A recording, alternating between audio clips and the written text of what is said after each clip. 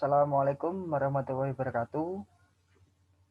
Di sini kami akan mempresentasikan sedikit tentang proposal program kegiatan kreativitas mahasiswa.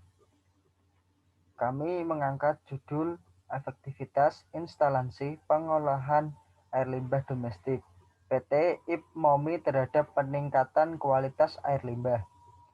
Saya, yaitu Yomnul Khoir Amanda, dan saya Ahmad Saiful Ashar akan menjelaskan berapa poin-poin atau berapa dari proposal program kegiatan kreativitas mahasiswa. Yang pertama yaitu pendahuluan. Air merupakan salah satu sumber daya alam yang sangat diperlukan dalam kehidupan ini. Sumber daya air secara garis besar meliputi air permukaan dan air tanah. Pencemaran air yang terlintas di pikiran kita merupakan limbah cair yang dihasilkan setelah proses pengelolaan di industri pabrik saja. Padahal tidak hanya itu. Tidak hanya dari industri pabrik saja, ada dari rumah tangga, pasar, sawah, bahkan rumah sakit, dan beberapa lainnya yang berperan banyak dalam tercemarnya air. Pengolahan air limbah dapat dilakukan secara alami maupun bantuan peralatan.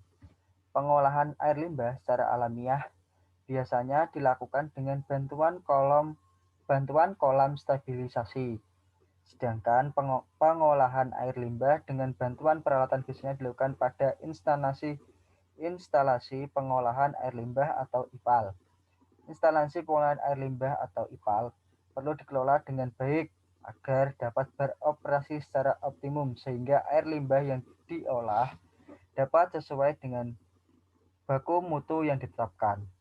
Tujuan penelitiannya yaitu mengevaluasi kesesuaian kualitas air limbah untuk bidang perikanan dan pertanian, menghitung nilai BOD dan COD yang aman sesuai standar dan dapat dibuang ke lingkungan agar limbah itu bisa bermanfaat lah. Itu penjelasan dari saya selaku materi 1, dan selanjutnya akan dilanjutkan oleh teman saya. Tinjauan Pustaka Perumahan PT IPMOMI. Perumahan Dinas PT IPMOMI di PT Pangansari Utama Paiton Probolinggo merupakan daerah persawahan dan dekat dengan perbukitan sehingga untuk kebutuhan sehari-hari menggunakan air bawah tanah sebagai sumber utama.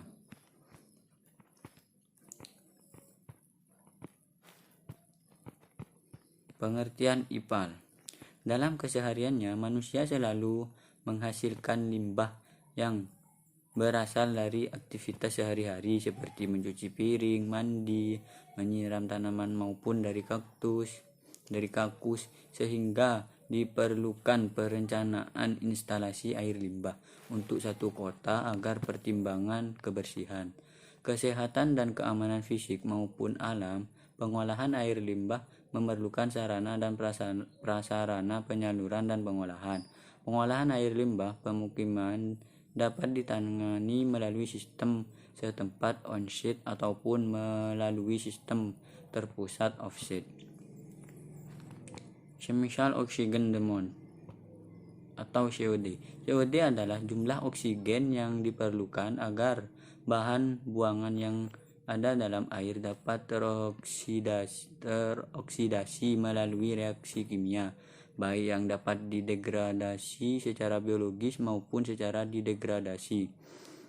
Bahan bangan organik tersebut akan dioksidasi oleh kalium dikromat yang digunakan sebagai sumber oksigen, oxidation agent, menjadi gas CO2 dan H2O.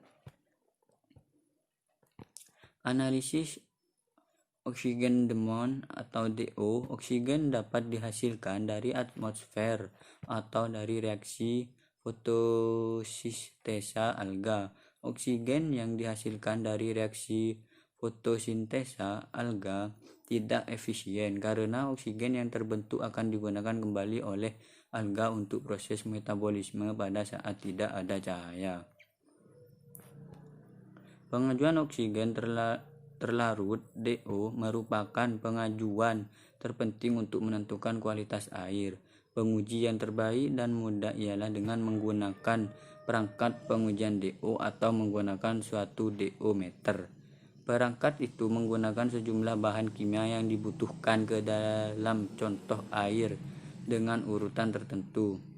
Sastrawijaya 2000. Analisis suhu, tingkat reaksi metabolisme dan spesies dari mikroorganisme dipengaruhi oleh suhu. Sebagai contoh, pada suhu pengolahan lumpur aktif yang dikonvensional, pertumbuhan bakteri akan terhenti pada suhu di bawah 10 derajat Celcius.